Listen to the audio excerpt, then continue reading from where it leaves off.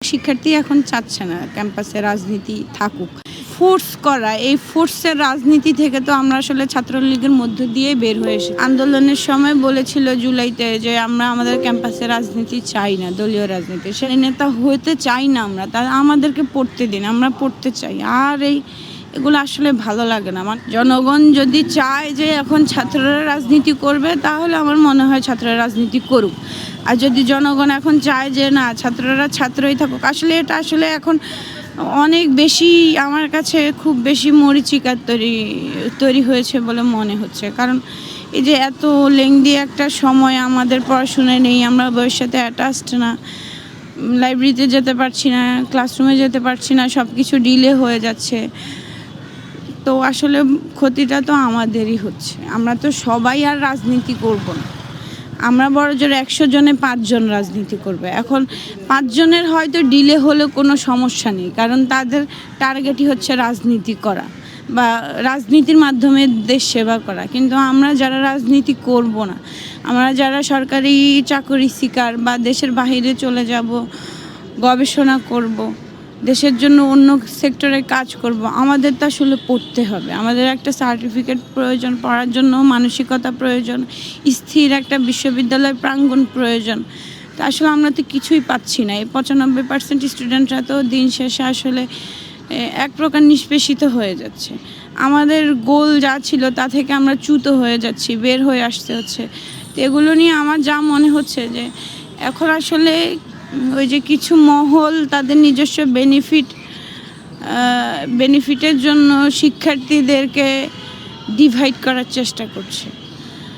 না হলে যেখানে ভাইরা আন্দোলনের সময় বলেছিল জুলাইতে যে আমরা আমাদের ক্যাম্পাসে রাজনীতি চাই না, দলীয় রাজনীতি, সেখানে এখন ওনারা আবার নিজেরা দল গঠন করছে। তো আমি ওনাদের দল গঠনটাকে সাধুবাদ জানাই, সেটা রাষ্ট্রীয় পর্যায়ে। কিন্তু ক্যাম্পাসে তো আসলে রাজনীতি করে আমরা কি করব? দেখেন, আমি আসলে এটা, যেহেতু আমি লিঙ্গুইস্টিক্স ডিপার্টমেন্টের শিক্ষার্থী, ছেলে মেয়ের সাথে আমি কথা বলে যতটুকু বুঝেছি, মানে সবাই এখন পড়তে আগ্রহী আর সবাই খুব স্যাটিসফাইড নিজেদের জায়গা থেকে যে ক্যাম্পাসটা ছাত্রলীগ মুক্ত হয়েছে।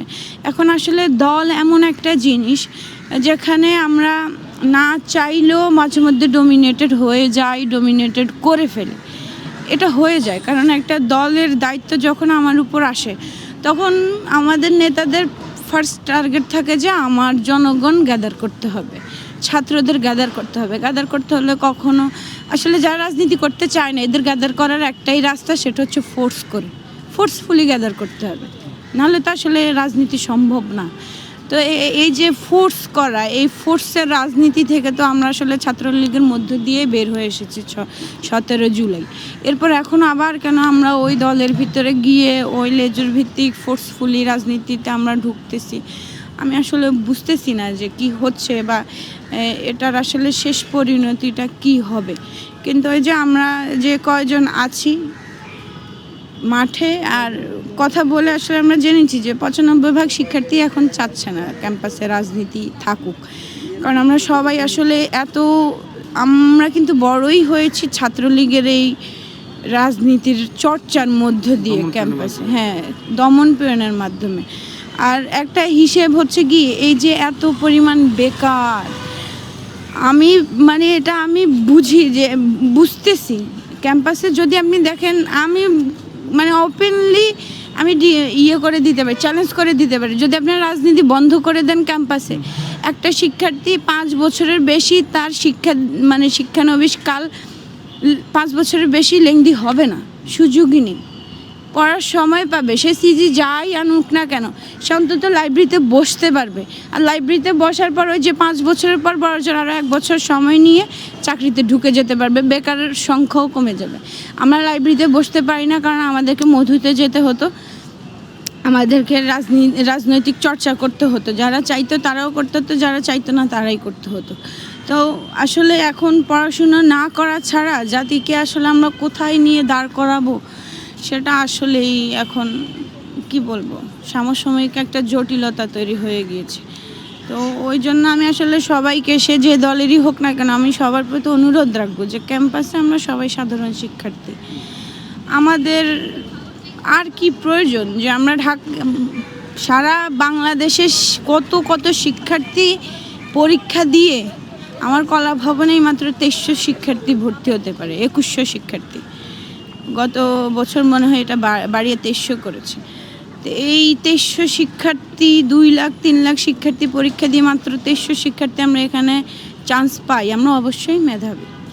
অন্যরা যে মেধাবী না সেটা না, কারণ পয়েন্ট 1-এর জন্য অনেকে মানে পিছিয়ে পড়ে যায়। তো আমরা যারা এখানে আছি এটা তো আসলে আমাদের লাক আর আমাদের চেষ্টা, আমাদের পরিশ্রম। তো এই জায়গাটা আমরা শুধুমাত্র একটা দলের কারণে আমাদের মেধার জায়গাটা আমরা নষ্ট করে ফেলবো, এটা তো আসলে বোকামি। রাজনীতি চর্চা আমরা সারা জীবন করতে পারবো, কিন্তু এই অনার্স মাস্টার্সের একটা নির্দিষ্ট সময় আছে। এই যে এখন আমি মাস্টার্সে আছি, আমার 24 শেষ হয়ে 25-এ পড়েছি, আমি এখন মনে রাখতে পারি না অনেক কিছু। তো এটা তো আসলে সমস্যা। একটা জিনিস আমার এখন 4 বারও পড়তে হয়, কিন্তু ওই 21 বছর বয়সে এক জিনিস একবার পড়লে আমার মুখস্থ থেকে যেত। এই বয়স অনুযায়ী তো আমাদের চলতে হবে। এটা যদি আসলে যারা নেতা হবে তাদেরই উচিত এখন বিশ্ববিদ্যালয়ে ডাকসুর মাধ্যমে রাজনীতিটা চর্চা করা। আর যারা মানে নেতা হতে চাই না আমরা, তারা আমাদেরকে পড়তে দিন, আমরা পড়তে চাই। আর এগুলো আসলে ভালো লাগে না।